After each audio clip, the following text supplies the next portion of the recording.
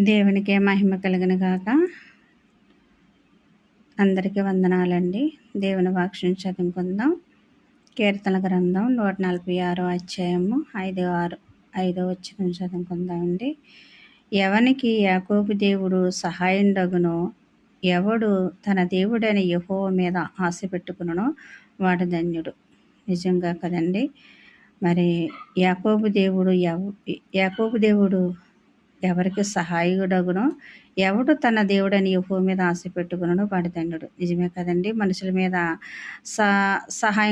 మనుషులు సహాయం కోరేవారు ఎంతోమంది ఉంటారు. మనుషుల మీద ఆధారపడేవారు ఎంతోమంది ఉంటారు.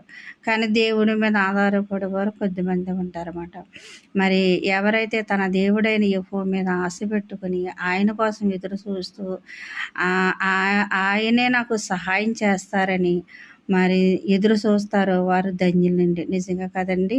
ఏమో ఉన్నా లేకపోయినా మరి దేవుని కొరకు, ఆయన ఇచ్చే సహాయం కొరకు, ఆయన ఇచ్చే మరి కృప కొరకు, ఆయన ఇచ్చే దేవుళ్ళ కొరకు, ఆయన ఇచ్చే ఆశీర్వాదాల కొరకు సహనముతో మరి ఆశ పెట్టుకొని ఎదురు చూసినప్పుడు మనము ధన్యులన్నమాట అండి.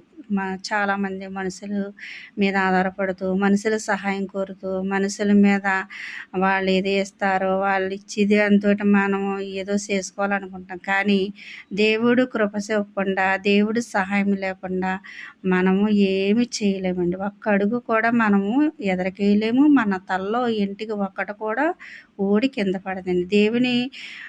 ఏదైనా దేవుని ప్రణాళిక మనకు ఉండాలి. దేవుని సహాయం మనకు ఉండాలి. దేవుని కనుదృష్టి మన పైన ఉన్నప్పుడు మనం ధన్యులుగా మారుతామండి.